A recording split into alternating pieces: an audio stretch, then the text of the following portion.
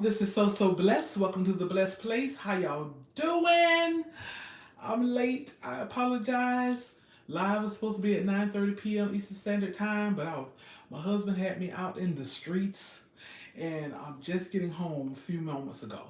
So I wanted to persevere and still do this live because we did not have live last week because I was traveling from Atlanta back home because I spent a nice long weekend with my daughter.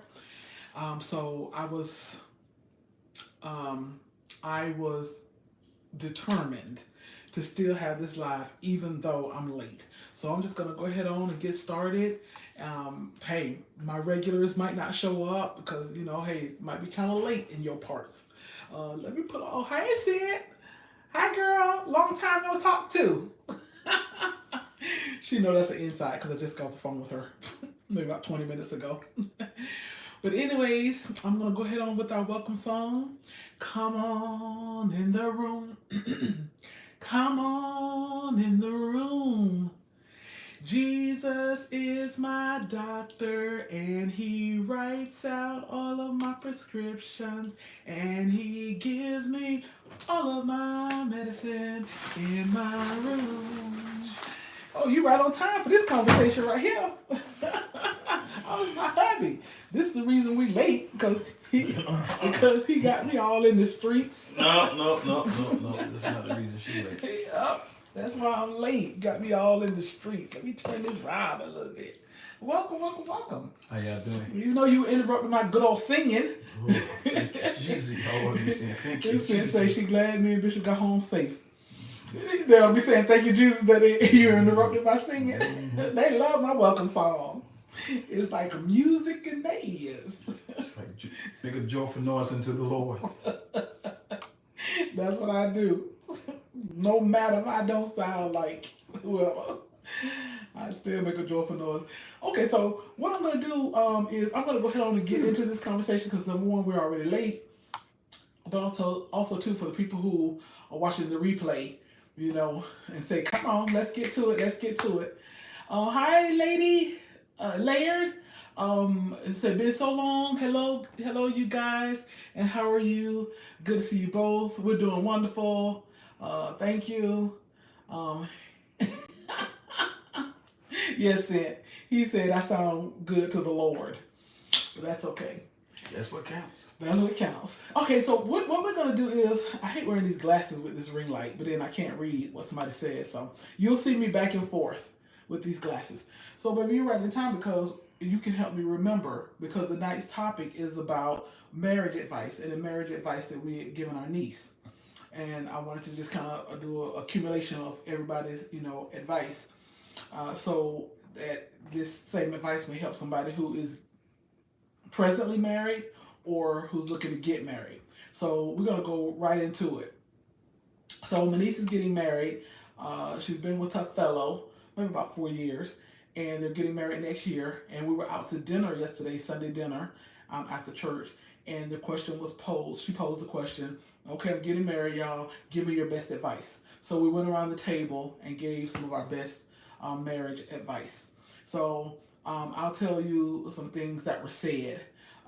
One introvert there. Okay, let me just also set this up and say that my niece is an introvert. Her fellow, her boyfriend, fiance, is an extrovert. So some of the advice was geared toward the fact that she's an introvert, he's an extrovert, like us. Do y'all know which one is introvert, which one is extrovert? Anybody can guess? I'm the introvert. You see, you're doing all the talking, right? You'll see, you're doing all the talking. Yeah, but I am the introvert. He's the extrovert. I'm just a social introvert. I love to talk to people and get to know people, meet people. You get me to talking, you wouldn't know that I was an introvert At all. But I can't see it. you know I'm an introvert because you live with me, so you know how I roll. But so one of the introverts said that can help me summarize. Said like don't apologize for being yourself because you're gonna have to, as an introvert dealing with the extrovert or being in partnership with the extrovert, you're gonna have to know how to you have to be able to reboot, spend some time. Hey, hi, you're gonna have to know how to spend some time, with yourself, by yourself, and the extrovert is gonna have to recognize and know how to give you that time. And I could so identify because with us, he's teasing me about being an extrovert. He knows that I'm an introvert, but what I love, but what I love is that Charles gives me that space, to be that introvert when I do need recharging. And he gives me that space and that time. And him being an extrovert, I give him that space and that time to go and do his extrovert thing. He loves to go out. He loves to talk on the phone. He loves to talk to people. But he seemed to be disagreeing. So Detroit in the house. Yes, and Mr. Charles in the house. So Aaron, he's disagreeing with me right now about the introvert extrovert thing. That was an introvert giving another introvert some advice. So you know. You don't think it was good advice just because it was one introvert giving it to another introvert advice? Well, that's like if you were giving an extrovert advice. I didn't totally agree with her. You know what I'm saying? Because what was your take on my take was that hey, here it is, you married. You talking about you need to be rebooted and all of that and everything and stuff like that. I'm like, well, if you're introvert, you think like that, but hey, I'm like, this individual, they're not getting married to be. He's not marrying her to be alone. He's not marrying her to tell her that okay, I need time out because I'm an introvert. Give me time out. Give me time out. You're married. You're one. And so I understand time out. I understand where you may need your space and all of that and everything. But when you're married and you're one, sometimes you got. Just because you're introvert, that don't mean that. You're not saying that don't mean nothing. But what I'm saying is that hey, we're married. It's not like I'm overwhelming you because I want to be with you. But okay, baby. But even in our situation, even in our marriage, okay. First of all, let me ask you: you agree? You don't agree that I'm not an introvert? You don't? I agree with you. You're an introvert. You know what I'm saying? But. And you don't only to people you don't know. If only to people you don't know, you think that. But people you know and love, nah. Baby, even me and you in the house, I'm not introvert with you in the house. Oh, nah. I'm like this in the house. You know what I'm saying? I just believe, we're married. We know when to speak, when not to speak. We're married. Aaron asked, Mr. Charles, does an introvert leave the car running for 8 hours? What I told you I did? Huh? What I told you I did that day? With the car. Oh, yeah. That you got the car and just left the car running? When I went to work.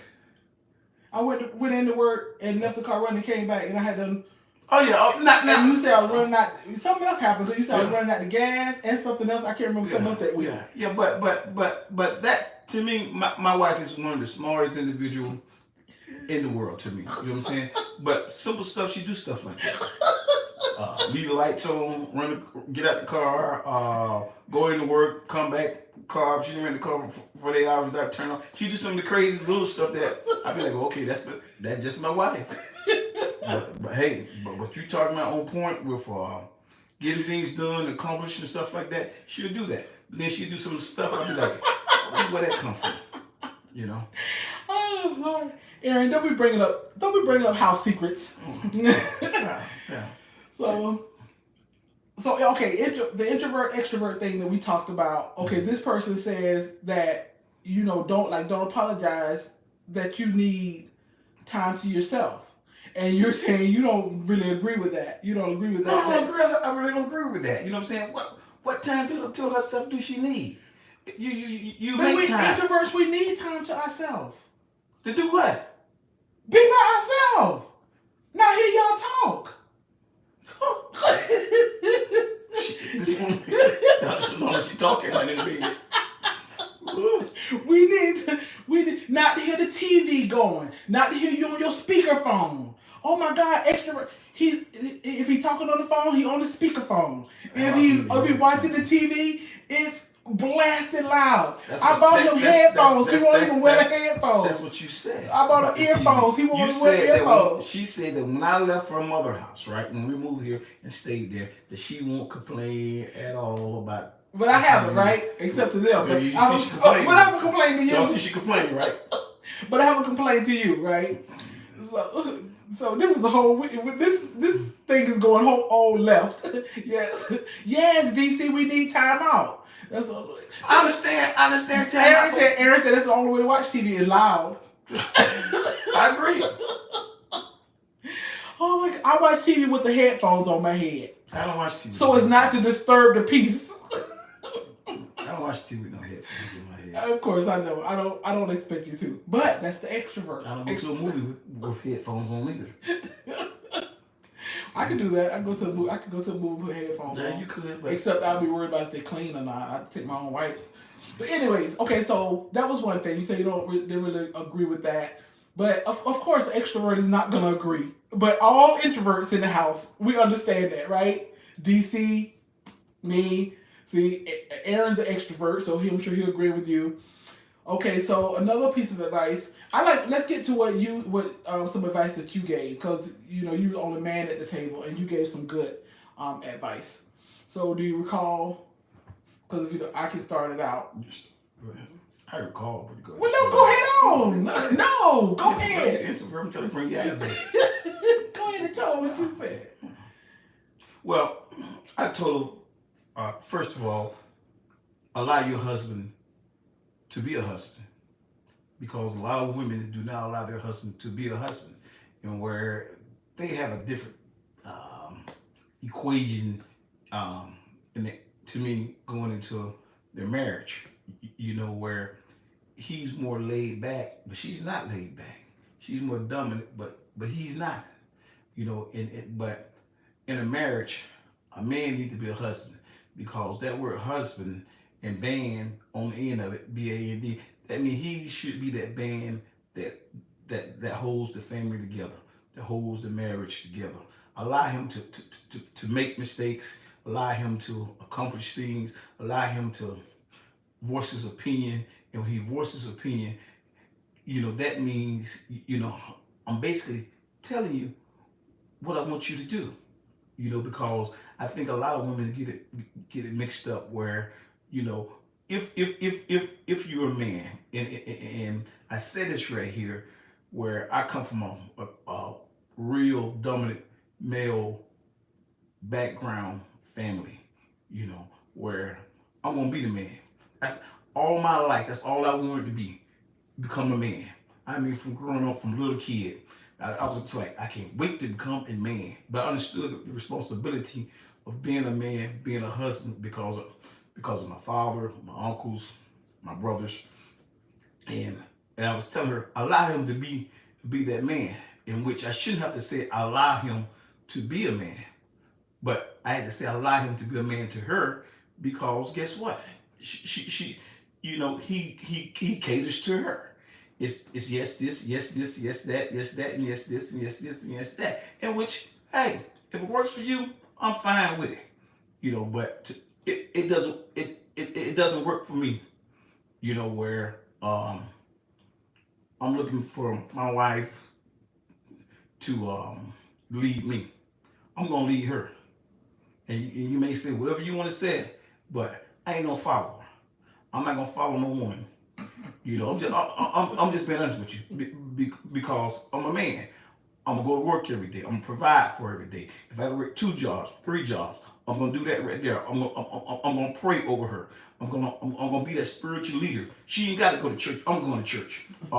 She ain't gotta clean up. I clean up. I'm gonna take care of her. She's sick. I'm gonna take care of her. I'm gonna take care of our children. I'm gonna be a man. If anybody gonna go without, it's gonna be me. It's gonna be me. Because guess what? That's how a husband should be. He should be that example to his wife, to his children. He should be that example where when his children look at him, they know that, hey, guess what? That's my daddy. I can come to my daddy with anything, and he can handle anything. As long as I'm in my daddy's house, I'm okay. As long as I was in my daddy's house, I'm okay. Because guess what? Hey, I told her, I said, you know what you're marrying. So since you know what you're marrying, don't complain about it. But to me, my advice to you is allow him to be the man, to be the husband. Yeah, that was good. That was good stuff. That was good stuff. And I kind of piggybacked off that. And hello, hi, Shan. It says communication is one of the keys. Exactly. DC said, "Well, my husband needs to show me he's a husband before marriage, so that I can True. follow him." That's right. Yeah. Oops. Hold on. Yeah. That's right. You know what I'm saying? You don't see, and I'm gonna tell you something else about most men, and where to me, in this generation, this time, what goes on, where, okay, a man, these day and time, he needs a plan. Any man that does not have a plan, he already in a plan to fail, to me. You know what I'm saying? He has to have a plan. And that's why the word of God said a woman should be a helpmeet.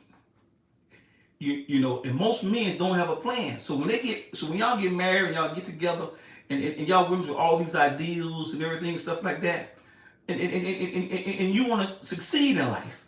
But what happened is, here it is, you got all these plans, and this man ain't got no plan. And so how can you help him? He ain't got no plan. So your help me part becomes the plan, simply because he doesn't have a plan for life. He doesn't have a plan for family. He doesn't have a plan for your marriage, for your children. Just that's just like a job. I'm not gonna take no job if it ain't got no 401k, it ain't got no health insurance for my wife, my children, and it ain't got no bonuses. I'm not taking that job, because guess what? That's not a job that I need. And so most men do not have a plan for their wife, for their children, for their family. Hey, I love you. I give you this.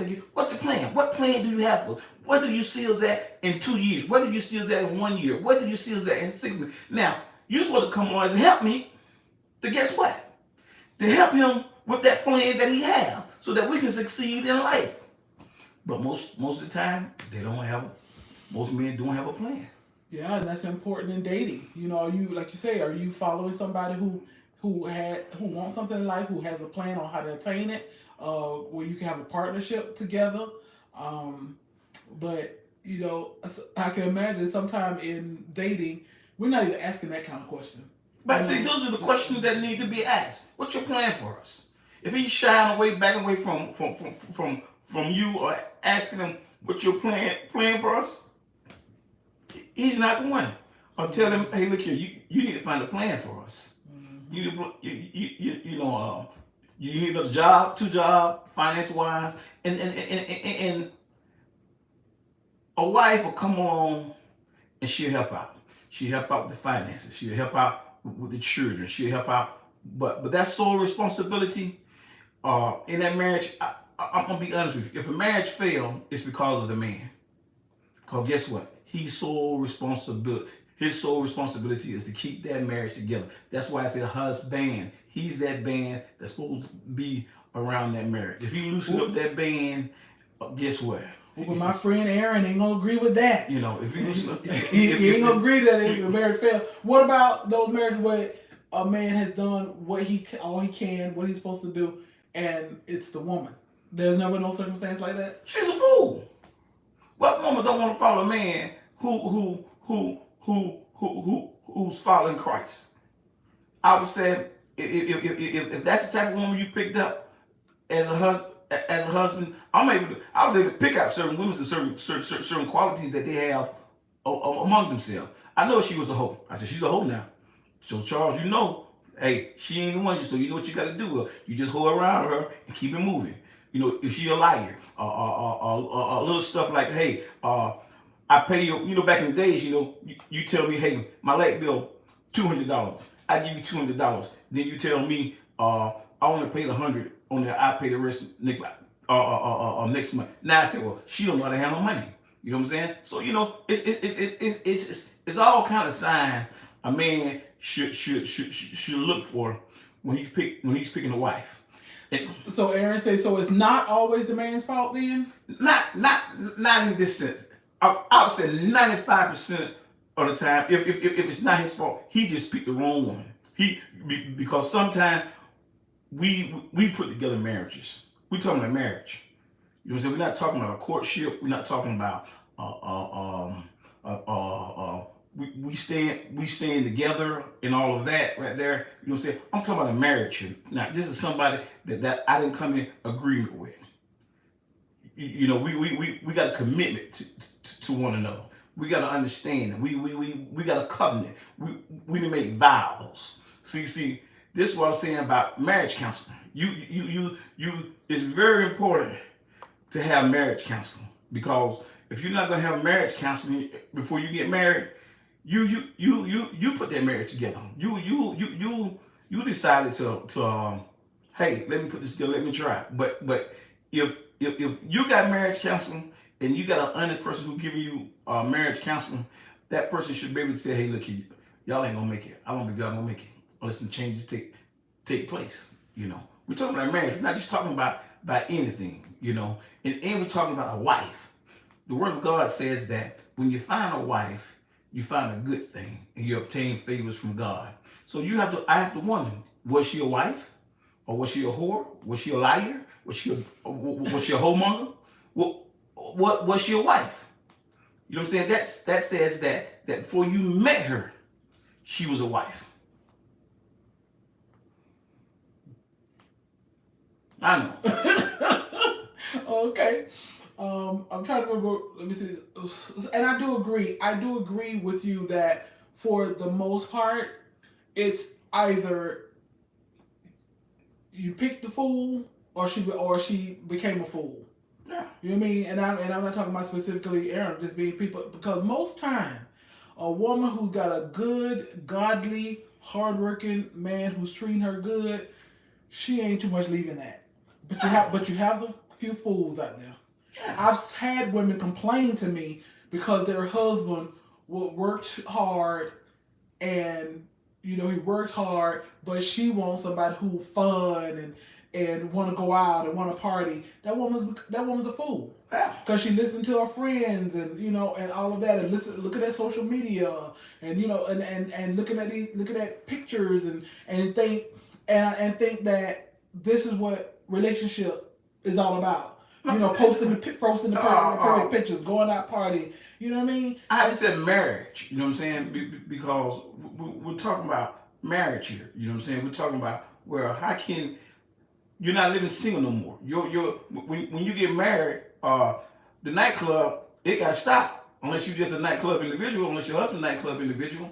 You know what I'm saying? But most likely those things change. And what's important to you should be changing in your lifestyle. As you grow older, life gotta change. Aaron said his ex she was a mother. I mean, she was a wife until her mother got involved. See, you know what I'm saying? That's why Word of God said you gotta forsake all. I mean all. I mean, like you said, Aaron, until her mother got involved and whispered in her ear. No, you can't listen to mama. You can't listen to dad. You can't listen to brother. You can't listen to sister. And especially when it's negative. You know what I'm saying? You know, that's your marriage. She married you. So ladies, I'm gonna give you an example. Keep your mamas out of your business and out of your marriage. I'm gonna give you an example. My wife had an operation. She thought maybe she had cancer and everything. So we at the hospital. And so my mother-in-law, Miss Hillary, love her. And everybody that knows me know I love her. She tells me, and like I told you, she tells me she's a very strong woman too. You know, she tells me, okay, Charles, after Deidre's dismissed from the hospital, you just bring her back to my house, and that way we can take care of her. That way they can take care of her. I tell her, I said, no, she ain't coming back to your house for what? She married me. That's my wife. I know how to take care of my wife. She going home with me. You don't tell me what to do about my wife. But guess what?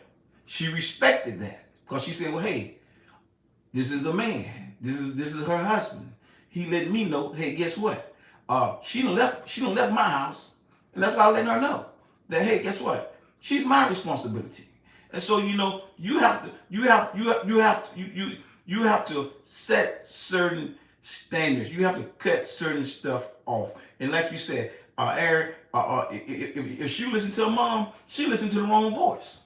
She listened to the wrong voice. Anytime you go outside your marriage and you listen to the wrong voice, it's detrimental to your marriage. It's detrimental to your marriage. That is, and that's one thing that we brought up too. Mm-hmm. When we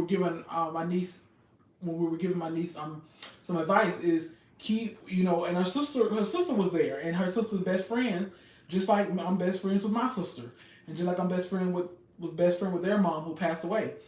And that's one thing that we said. Keep your her sister was sitting right there. We said keep your sister, your brothers, your family out of your business.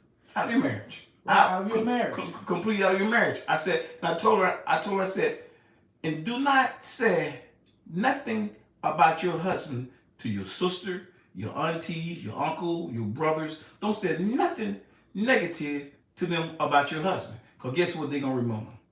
They're going to remember the negative that you said about him. Even when you done forgot it, ain't think about it, done forgave, all that, they looking side-eyed him or side-eyed her or him. They saying, they remember. Oh, she said this about this nigga right here. But look at her. She all up in his breath. Hi, brother. Hi, cousin. So, welcome. It's just so much to marriage, and where you got to be able to work with it. And I'm gonna tell you a tough marriage. This is a tough marriage when you have a blended family. And what I mean by blended family, when you have she got children, and he got children. That's a blended family, and you're trying to blend all them in together. That's a tough marriage there. You know what I'm saying? Because guess what? He's not the biological daddy. She's not the biological mom. But the one thing that they respect is order. Mm-hmm. And you let them know, hey, guess what? Hey, it ain't with two bosses in here. Exactly. Like I told her that if she keep listening to her mother, she would end up just like her mother, single, bitter, lonely, and smelling like Ben Gay and cigarette. Smelling like Ben Gay cigarette. You said that, Aaron. I mean a mouthful. And that's true. And that is so. But Aaron, that is so true and so deep because there are a lot of single women, and a lot of them are not single for that reason, but some of them are single for that very reason, because you done listen to your mama or your best friend or somebody who don't have a good history with men, don't have a good history with their marriage, and you listen to somebody who's single, like you say, bitter, end up smelling like Ben Gay, so you gotta watch who has your ear. And there's something else too, Aaron. I'm sitting here and I'm thinking, when you said that, I'm saying, I bet that her mother was single and didn't have nobody and miserable. I said as he was saying, you had already figured that out. I'm sitting here saying that. Because there's no way. If her mom was in a happy, loving relationship, she would want the same thing for her daughter. Mm-hmm. But that's what happens 99.999, if not 100, I think 100% of the time, is that when the mother is not in a happy relationship, or even the best friend who has your ear is not in a happy, joyful, peaceful, loving relationship themselves, when they're constantly trying to put that bitterness on you, constantly trying to tell you, if anything, they're trying to tell you, work it out. Girl, seek counseling. Girl, he's a good man. Yes, he has some faults, but he's a good man. Girl, you don't get rid of ain't nobody perfect. Those are the type of things you counsel and say to people when you have a good thing going, when you have a good relationship. But let me say this. I'm gonna give you an example of a lady on my job. This years ago. So she was miserable and desperate for men. That's what he said about his mother. You see that? I'm gonna give you an example of a woman on my job. This years ago. She came to me, this when we first got married. She said, "Oh, I know your wife." I said, "Okay." And so I kept it moving. Every time she would see me, she said, "I know your wife." I mean, she'll stop me. Hey, Mr. Charles. I know your wife. So I know she had something negative to say, right, about my wife. you know. But I'm already formed in my mind that can't nobody tell me a damn thing about my wife. You know what I'm saying? When I mean, that's one thing that I don't like people to do. Tell me nothing about my wife. And so this particular morning, uh, I'm busy. My mind going and everything. And so I'm figuring out some stuff. And so she come over to me and she said, "I know your wife." I said, "Let me tell you something. You don't know my wife. You may know of my wife, but you don't know you don't know my wife. Because if you knew my wife, you knew how she smelled in the morning when she come out the shower. If you knew my wife, you know how she tastes, how she look. You don't know my wife." I said, "Do you understand me?" I said, "So stop telling me that you know my damn wife." I said, "Do you understand me, damn it?" But guess what? That backed her off of me totally. You know what I'm saying? Because you cannot allow people to get in your ear and tell you things about your husband, about your mate. Because if you don't cut it short, your marriage is not gonna last. You know what I'm saying? Because it's different people knowing you and know you. That's you know, you just know of me. That's all. You don't know me. You don't know how my heart, how I feel. You don't know how you know that my wife loved God, and that if she had a past, she had a past. If I had a past, I got a past. Who me to judge? You know what I'm saying? And I tell men, don't ask women about their past if you ain't ready for it. Don't ask me about my past if you ain't ready for it. So because hell, we all got passes. Yeah, yeah. Another thing that I told my niece was forgiveness. We talked about forgiveness, and we said forget. You know, I told her offense will come, and she said, "What do you mean by that?" Auntie me said, "Offense will come." I said, "Just as long as he's human, you're human, and two humans come together, you're going to offend him, and he's gonna offend you. Maybe not so much even intentionally. You know, sometimes you offend each other intentionally, but sometimes you don't. I don't feel my husband ever intentionally offended me, and Vice versa. I've never intentionally offended him. But we have offended each other. We've frustrated each other. We've gotten on each other's nerve. You know, we misunderstood each other. But so those things are gonna come, and a lot of times we look at marriage is beautiful. It is. It's beautiful. It's fun. It's all of that good stuff. But sometimes we have this fairy tale view, to me, from TV and movies and social media. We got this fairy tale view of what a marriage is and what we want it to look like and want it to be. And you're gonna offend each other. You're gonna hurt each other. But you gotta forgive and keep it moving, and not hold grudges. And I love this. This is what one of my sisters said was that was her piece. One of her pieces of advice was don't hold a grudge in your marriage. She said there were times that she was no longer mad, but continued to hold a grudge. Let me repeat that for the ones in the balcony. You could be no longer mad at the situation, but you're continuing to hold a grudge. You can't hold a grudge in a relationship. You can't continue to hold a grudge in a relationship. Nobody wants to be on pins and needles. Nobody wants to walk on eggshells. Nobody wants to wonder what your mood is going to be. Nobody wants to feel rejection. Nobody wants to feel like, is it okay to touch my wife now? It's been 2 days. It's been 3 days. Is it okay, to rub on my husband? Is he gonna reject me? Whatever. Nobody wants to feel rejected. Nobody wants to have to guess. Your home's supposed to be your refuge. Your mate's supposed to be your peace. And when you're constantly, wondering, your mind is left wondering, is he still mad at me? Is she still mad at me? Is it okay to do this or not do this? Is it okay to say this or say that? Is it okay to broach this subject or not this subject? It's that's just too much in a marriage. It's like, don't be holding grudges, and forgive and move on. And also, we're talking about marriage. I keep telling you, the key part is marriage. But you got the marriage, but you got to form the relationship, because you can have a marriage but not have a relationship.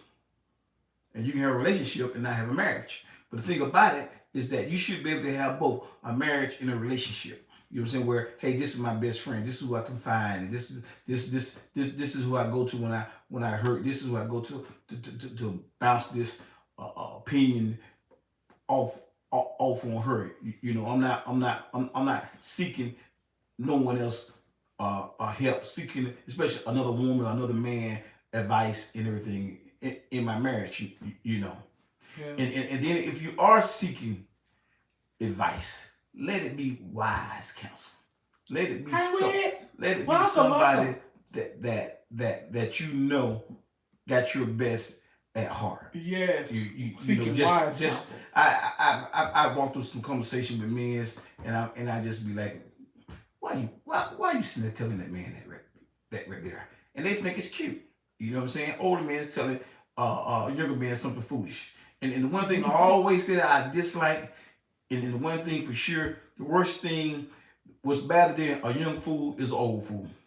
I'm telling you, and we got a lot of old fools out there. I mean, a lot of old fools out there. Still saying certain things to young men, and young men taking it to heart, and then taking it home Yeah. to their wife. Yeah. You know, man, you give all your money to your wife. I'm so glad my husband he'll tell anybody, young, old. I tell him my wife gonna let me leave home with money. He'll tell me, I don't know. He asked me, baby, how much I made. I don't know what you made. I go look on the bank account. Right. Oh, baby, you made such and such. You got, hey, they gave you $1,000 bonus. They gave you this kind of bonus. They gave you this. Okay, fine. That's fine with me. You know what I'm saying? Because guess what? The lights ain't off. The water ain't off. You know, those things that matter to me. I don't know what type of underwear, size my underwear, clothes. It don't matter to me. You know what I'm saying? Because guess what? I'm their husband. I'm taking care of my house. But that also segues into us telling my niece that trust goes along with being a woman that holds her husband's trust. You know, when you can hold your husband's trust, you can hold his secrets, you can hold his vulnerabilities, you hold his tears, you pay the bills in the house. You know, he ain't got to worry about. It's so funny. I can remember, this is years ago, but my mind always go back to about, I don't know, 8-9 years ago, when my daughter had been out playing basketball, and Charles had been to work. He had been to work full time that day, and then you came home from work and you went straight out and you did your lawn care business. So he worked at a job, got off his job, came home, came in the house. You got some Gatorade, you know, you gave me and gave me a kiss, and you went out. And when you came back and you ready for the shower, the water was off. Derica was so mad because she had to play went to school all day, played basketball. Charles, he didn't say he was mad, but I know he was a little miffed. Like, baby, you ain't paid the water bill? You know, and here it is, he done went work all day, and then the water people, they wouldn't come cut the water on right back. So they didn't cut it on to the next day. But I remember feeling so bad, even though, baby, you didn't say anything. I saw the disappointment. It was like, he's like, baby, you forgot to pay the water bill? I was like, I forgot.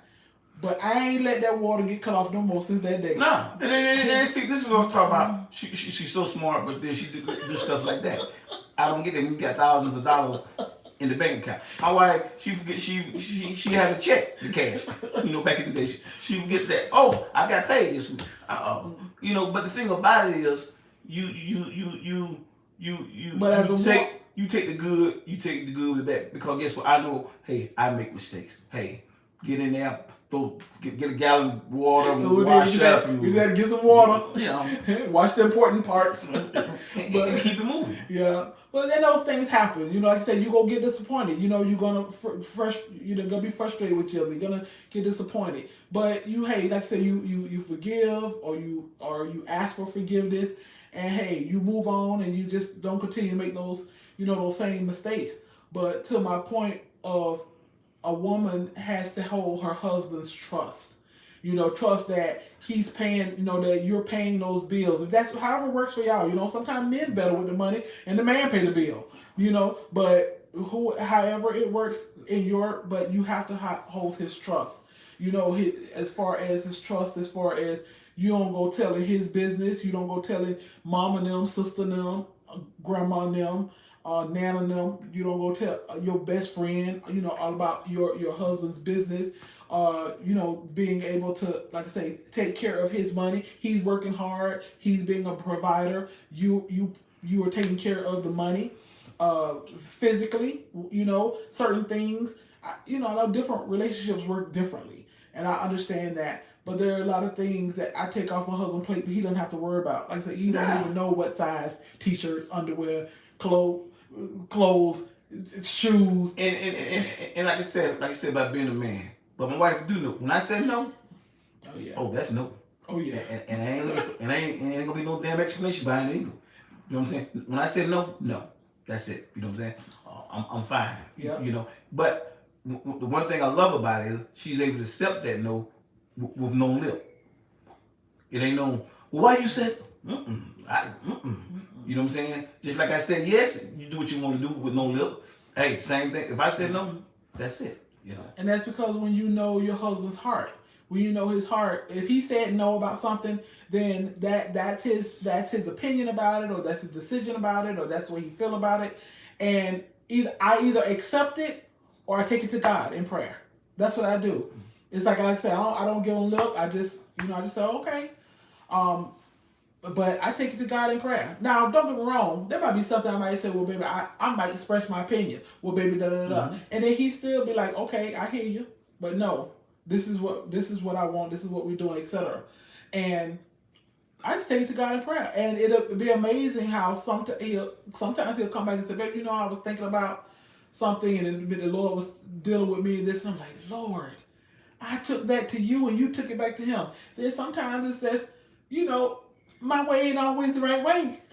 Sometimes his answer is, it is what it is, and it's the right way, just because it's not what I wanted to hear, But that's being humble and being submissive.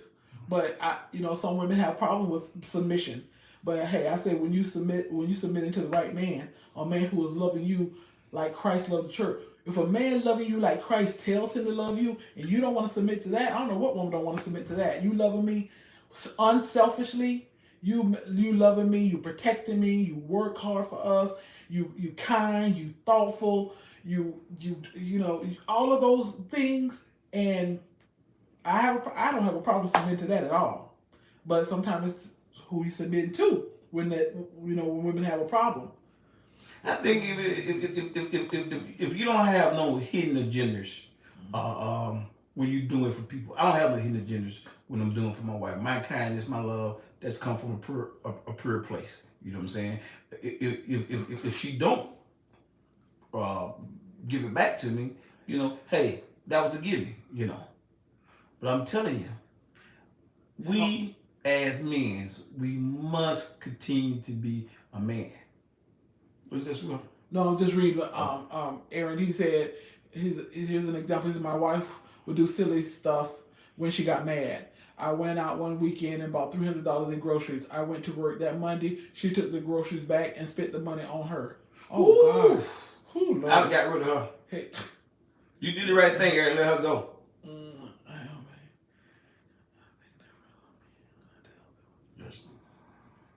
Crystal said, I made guys think different of me when I tell them I have bleached clothes in the past, but I learned that's not cool. No, that's not cool. Do not. But doing stuff like that, like you said, in the past, I learned from it. I moved on. You know what I'm saying? This is the way. This is the way that I communicate in the past. You know what I'm saying? You hurt me, I'm gonna hurt you. You know what I'm saying? I'm gonna get your clothes. I'm gonna bleach them. I'm gonna burn them. I'm gonna do something to lash out about you to you. Mm-hmm. So but like you said, that's in the past. Yeah, it's in the past. Hey, we all grow. We should be growing. We learn, we change, we grow. If you're doing the same thing you were doing in your 20s, if you're doing the same thing you were doing 20 years ago, 10 years ago, you're not learning and growing. Hi, Andrea. Hi, Andrea, hubby, and everyone. I didn't get a notice that you were on. Oh, okay. I don't know what's going on with the notifications, but yeah. But I was late. Maybe, I don't know if that made any difference, Andrea, but I didn't start until 10. I didn't start at my 9:30 time, but I was trying to make it out. But somebody had me out in the streets. I told them, let's go. But I'm trying to see what other advice that we gave. I love when Denise said, "Don't hold grudges." She said sometimes she would hold grudge even when she was no longer mad. Don't hold grudges in a marriage. Another thing that I told my niece was, I said, we're talking about some real heavy stuff, some deep stuff. Sometimes marriage can get heavy, sometimes it can get deep. You're dealing with money issues, or you're dealing with family issues, you're dealing with financial issues, physical issues. Sometimes you're dealing with sicknesses and stuff like that. And I told you're dealing with compromising, you're dealing with different personalities, all the different stuff. So I told her a lot of times you're dealing with some heavy stuff in a relationship. So you want to remember, when you can, keep it fun, keep it light. Communicate with each other, laugh with each other. Be best of friends. I'm not wanting to think that your mate has to be your best friend, but have fun. Don't forget to have fun. I think that's what a lot of times we forget to have. Enjoy each other and have fun. And also, one of the biggest killers in marriage to me that I see is finance. Don't allow finances to smother your marriage. Don't allow finances to control your mood in your marriage. Don't allow finances to see complaining about love, or you gotta have, or every time you look around you talking negative about the finances. What you have to do is you got to revisit your finances and say, sometimes you got to say, well, hey, guess what? We need to move to a 1-bedroom apartment. Guess what? We need to take that car back. Guess what? I might need to get 2 jobs. You might need to get you an extra job. So, but you can't allow finances to dictate your marriage, because if you're going on finances, you're gonna have up, down, marriage, up, down, marriage, up, down, marriage, up, down, marriage. Yeah, it shouldn't be that our marriage is great long as we got money, and when we don't have money, we at each other's throat. That's one thing that I talked about with my niece. We talked about when we were sitting around the table giving her advice, and we were saying how you got to still remember you're on the same team, even when finances are low, even when you don't know, when your money looking funny and your change looking strange, and but my love hasn't changed. Exactly, our love hasn't changed for each other. Don't let the money problems. We started singing, "Don't let the money get you down. Don't let the money get you down. Don't let money get you down." This is my favorite part. Ananias and Sapphira had a plan. Come on, to hold back a little money in their hand. But what they didn't know is that they lied to the Holy Ghost, and they let the money get them down. Don't let money get you down in your relationship. And we talked about how me and Charles had $5. Charles gave me 4, he kept 1. That's all we had to payday. That's all. Crystal say, "Say, First Lady." So there have been many times that that we were just down in money. One time I was in the parking lot of the bank, boo-hoo crying. Charles was at work, and I was trying to find some money, and there wasn't no money in the bank. Wasn't no money. We had about 3-4 banks. Wasn't no money in none of them. Someone was in the negative. I sat in the parking lot of the bank and just boo-hoo cried. Boo-hoo cried. But seasons change. You're gonna go through seasons in your marriage. You're gonna go through harvest. You got the plant, water. God gives the increase. You go through harvest. You go through good times, bad times, money. So you can't just go up and down according to what your finances look like. And you're gonna grow your finance. You're gonna be able to learn how to manage your money. The more we had a financial advisor, right? And we talking about what 2000 maybe 2006, 2007. Yeah. We're making all together maybe $150,000 almost. And we looked at each other. Our financial advisor told us, y'all make great money. We looking at each other like, we do. Why we paycheck to paycheck? But why we paycheck to paycheck? We made some good money. Yeah, but the thing about it was we weren't doing the right things with our money. We didn't know how to do it. We weren't good stewards. We weren't good stewards. So the Lord had to cut us off a little bit and say, hey, guess what? I'm gonna show you how to live a little cheaper. So, but we learned, we changed, and we grew. We begin to understand finances a little more And because we said, I don't You care. can trust us now. You can can trust us, Lord. Mhm. We can do better. We know how to do better. And so he gave us back our increase, and so but it's funny though. I'm telling you, but the good thing about it was we didn't change our love towards each other because of finances. We still loved each other. We still believed in each other, and we understood that hey, we in this marriage together. Let me read some of this. Let me see. So Whitney says, I can't wait to be a wife one day, though I'm waiting for the millennial reign to receive who I was made for. The field is tough for us young women of Christ. Yes, it is. I know it is. It was tough back in the day. Right now, I just want to reestablish my love for what I was called to do and increase the joy that Christ has put on the inside of me. Yes, that's very important because that's something you want to be able to carry into your marriage. You want to carry that same joy into your marriage. Welcome to the live, everyone. Crystal's always welcome everybody and reminding everybody to thumbs up. I appreciate the thumbs up. Thank you all. Please thumbs up if you enjoy this. You ran into Henry Cavill. He was AJ. Amen. We're doing our premarital counseling and start AJ's getting married soon. Now, And AJ, I told my niece this year, it's very important that you do pre-marriage counseling. I don't care where you at or where you think you at. You know how much you love her, how much she love you. AJ's a woman. AJ, okay, AJ. Okay, it's very important that you do that pre-marriage counseling and put all the things on the table. You know what I'm saying? Asking that plan, AJ. I mean, if you have any doubt, any fears, put it out there. Just put it out there. But Christ has done a work since. So, okay. Down. Let your ex-mother-in-law get you down. Oh, don't let the ex-mother-in-law get you down. On your door. And slam the door in the cloud. It's so funny. I'm trying to think. Was there anything else we said? We just talked about that was basic. I think those were the basics. So while we got while we got Charles here before we go, because we're working up on an hour. So before we go, does anyone have any questions, comments, or anything pertaining to marriage, marriage questions, marriage advice, anything like that before we go?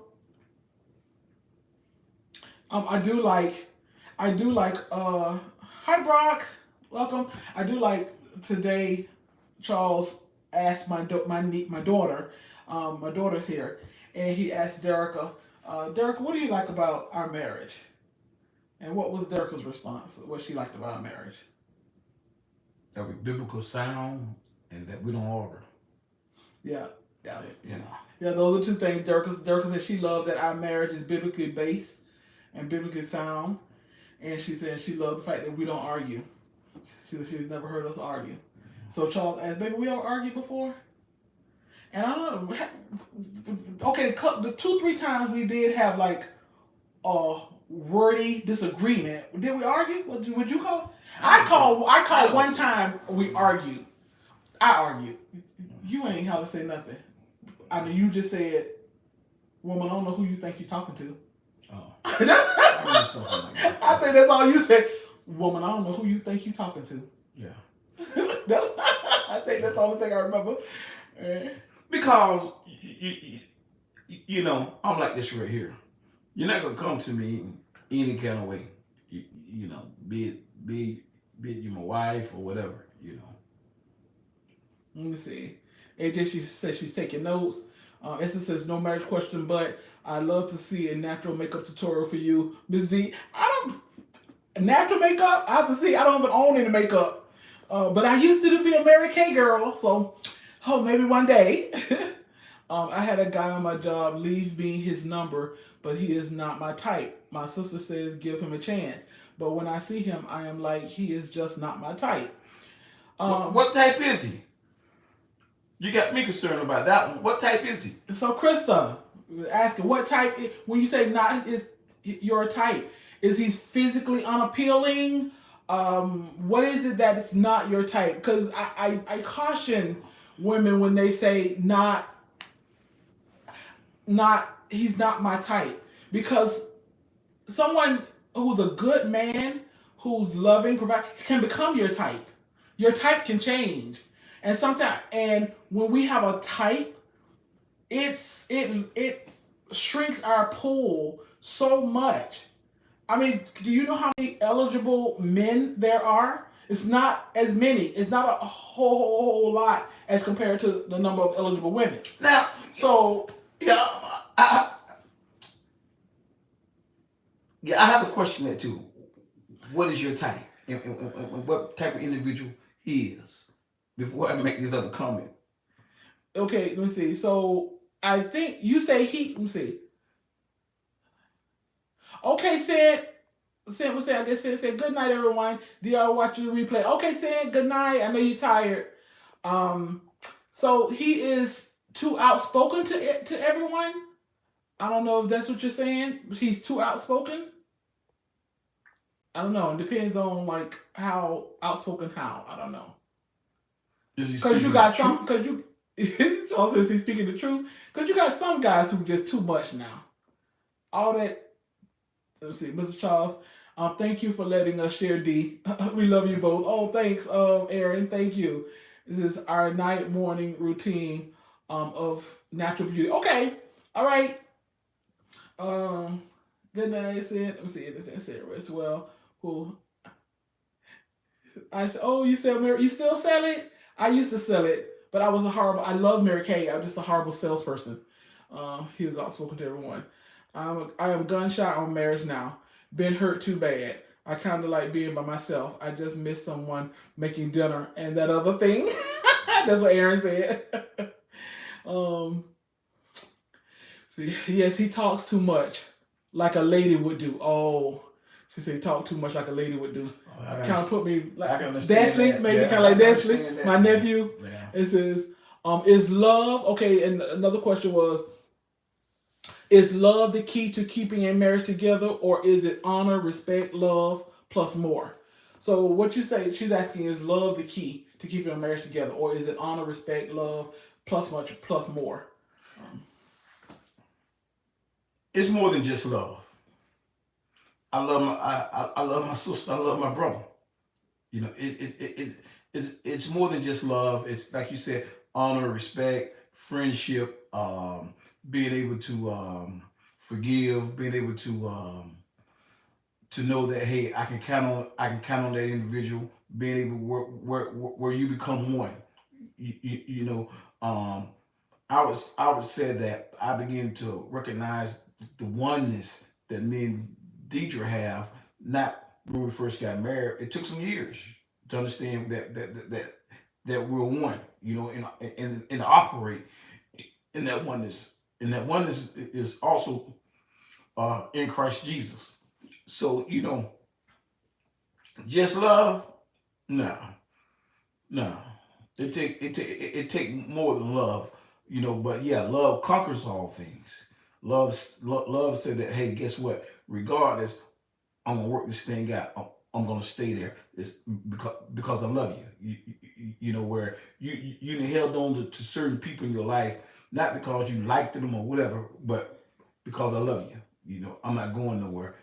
Only reason I'm not going nowhere is because I love you. I should leave you, but I ain't going nowhere because I love you. You know, so you know, love is definitely the key. It's gonna conquer all things. You know what I'm saying? When all else fails, love gonna kick in. This is what you said, plus money, plus patience, plus restraint. And I think, and to your question, Verna, about love, I think one of the most important things in marriage, and I think it's really overlooked and not talked about a lot, is intimacy. And I'm talking about a deep, abiding intimacy. Because see, you can get love from a lot of different places. Because a lot of different people, if you're a loving person, you know, you can get love from other places. You get respect from other places. You get honor from other places. But to me, only in your relationship do you get deep, abiding intimacy. And what I mean by intimacy is just a knowing of each other. I know what you like. I know what you don't like. I know what you mean when you say this and when you don't say that. Now, don't get me wrong. There's physical intimacy too. That's Mm-hmm. very important. But I'm talking about just your person. Who do I want to talk? Who do I want to call when I got that raise? You know Mm-hmm. what I'm saying? Who do I want to call when I got that blessing? Who do I want to call when I want to kill somebody and that person want to talk me off the ledge? Who do I want to call when I'm hurt? My heart is so deeply hurt. Who do I need that hug from? Who do I need that Yeah, comfort from? You know, who I'm gonna run to in the midst of the storm? right, Who am I gonna put that shelter up for me? right. Who gonna be that refuge for me? Refuge. Who is it that I can cry? I can cry to. It's like my husband rarely ever cry, but who is he gonna? If he did feel that cry, that need to cry, if he did feel I miss my mom, his mom passed away, his dad passed away, his three brothers passed away. If he did have a moment where he felt like that, who is he gonna? Who is that intimate person that he can come to and talk to and say, baby, today is a hard day. I'm hurting. Baby, today is the day that my mom passed away. And you know what I'm saying? And so it's that deep intimacy to me that you don't hear a whole lot of, you hear about communication and love and respect and honor and, and integrity. But to me, you don't hear a whole lot about deep intimacy. And to me, that's what makes a relationship thrive. That's what holds it together. It's like I, you're my person. You're the one I could cry to. You're the one I could bear my soul. You're the one, my little girl. When people think that I'm all mature and holy and conservative, and you the one my little girl can come out. Right. You the one I can act like I'm 5, 6, 7, 8, 10, 13 years old too. When everybody else think I act like I'm 50 something. You know what I mean? It's like who your little boy can come out. You know what I mean? That's the deep intimacy, and that's what makes a man want to marry. Like I said, because he can find somebody who will like him, love him, give him sex, Laugh, kick the ball. give him respect. But who can he really give his heart to? Who can he really be vulnerable with? Who can he really bear his soul with? Who can hold his secrets? Who can not use those vulnerabilities against him? That's the key to a great marriage. I like that song. Y'all may remember the song that Escape sang. And it's a verse in there that says that, who can I run to when I need love? I think that's very important. Who can I run to when I need love? You know. Look here. I'm gonna leave y'all. Okay, wait. Before you leave, let me just see, and then we'll go together. I just want to see if I'm missing anything. How do you handle a situation where you can tell that your wife is upset, but when you ask her about it, she says that everything is fine, when it is obvious that it isn't fine? So Brock want to know that. Well, Brock, sometimes you just gotta let it go. If she says that, fine, okay, I'm gonna let it go. You know, I'm letting it go in essence of I'm gonna get back to it. But at that moment in time, when she says that she's fine, okay, um, let it go. But revisit it. It's okay to revisit certain things that happen in your marriage. You know, where my wife would tell me, she told me that I'm fine. Okay, fine. You know, I'm like, but I revisit it. It may be a month, it may be 2 months. But let me bring this back to you, to your attention, sweetheart. What happened such and such day and stuff like that, and you said you know that this happened. You know, because now you're asking her, you know, where she didn't let it go somewhat, but still you're not pressing her. Where at that particular time, you know, we as men have to back up, because we like this right here. We want to answer right now. I like right now answers. You know what I'm saying? Don't tell me you fine, damn it, and I see you ain't fine. You know, or what's wrong. But the thing about it is we have to use wisdom. That's being the husband. okay, I'm gonna, I'm gonna, I'm gonna, I'm, I'm gonna let it go for right now. I revisit. We got to be like Christ, like Christ tried to tell Christ tried to tell us something. Hey, here I am. We can work. We're gonna work it out right now. But we be like, I don't want to talk about Jesus. I don't want to talk about the Lord. But then again, hey, guess what? In time, we find out that hey, now I'm ready to give it to I'm ready to give it to Christ. I'm ready to give it to God. And where I could have gave it to Bob, she could have told you right then and there, and you could have solved that issue. Yep, good. Yep, and I know from a woman's point of view, just sometimes just give us time, but keep loving us. Don't change on us. No, don't change. If I tell you I'm fine, I'm fine, Oh, I'm fine, okay. but now you change on me, I really ain't gonna tell you now. But if you don't change on me and keep loving me like Christ says love me, I'm gonna eventually tell you. It might be next week, next month. Remember that time you asked me what was wrong? This is what was wrong. It might be a month or two later. And then, bro. But the key is to keep loving her. We gotta love them like Christ loved the church. You know what I'm saying? And on top of that, right there, we gotta love them right where they at. This is where they at. This is where she's at. And it's okay. And you gotta let her know that it's okay to be where you at. I'm gonna love you right where you at. Because eventually she's gonna come around. And said, be patient. And Aaron said that used to happen to him, bro. He said just by what she said and never asked her about it again. He said just go by what she said and never asked about it again. That's what he said. Mm-hmm. Yes, Vernon said, oop, I keep touching Vernon. He said it's the oneness. Yep, vulnerability. Yep. I also think about people don't talk about bounding, bonding over common interests. Yep, having things that you both enjoy. That's true. That's true. Beautiful. Having common interests. You don't have to have all the same, but some common interests and some common likes and some common joys. And that song that you were talking about, baby, from I forgot who you said. Escape. Yeah. Crystal said she loved that song. Mm-hmm. And Essence said, Black Essence, who is Whitney. Whitney said it's one of her favorite songs, Mr. Charles. And Aaron said that it was originally sung by Jones Girls. Wow. Yeah. I know the Jones Girl. Yeah. And Aaron said that he have not found anyone he could give his heart to. Yeah. Well, don't give it to anybody, Aaron. Yeah. I'm telling you, do not give it to no anybody. Wait. Yeah, because you give it to somebody and they beat it up, you're not gonna have it to give to somebody else who deserve it. When we as women say I am fine, leave it there. Crystal says leave it there. Trust her. And Brock says thumbs up. He got it. Yeah. Yes, we need time to just process our feelings and thoughts sometimes. Yep. Sometimes when she says nothing's wrong, go get a hotel room.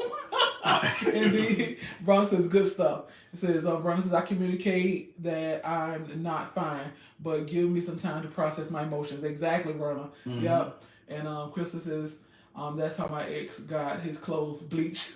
Okay, I think that's clothes. I know, but I think Krista has grown past the bleaching the clothes. I think she's grown. She's such a sweetheart. So I know that she's grown past that. Okay, you guys.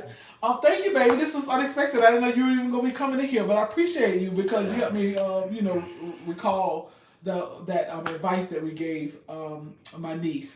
So that's gonna conclude our podcast with our live tonight. And I really appreciate you all being here. I appreciate you all coming, even though Aaron said Crystal need a therapist. But I appreciate you all giving us time here with us tonight. That is so precious to me. I know that time is precious. Something that once you give, you cannot get back. So I appreciate you giving us your time, but also and your love. Keep me in prayer. I had a vein procedure that was done on me Friday, and so yeah, that's why he's here with me tonight. Yeah, and so y'all keep Pastor in prayer. Yeah. I love y'all. Y'all take care. All right, you guys. I love y'all so much, and I appreciate you all. Follow me over on other social media. So blessed one. Same name that's here. You can find me at where? Instagram. Over at Instagram. I post a lot over there. You'll see some of my reels, videos that I make, and all of that good stuff. Whitney says she got you uplifted in prayer. Thank you. You all so much. I ask you all to pray for a young lady. Her first name is Tiara. Just keep, God knows who she is, but she's just a young lady going through some things, and she's in the hospital. And please keep Tiara, keep her in prayer. All right. Mwah. Thank you. Yes, my birthday is coming up next Sunday. Not Sunday coming, but the Sunday after that, August 28th. Bye bye. Love y'all. Thank you, baby. Love you. Mwah.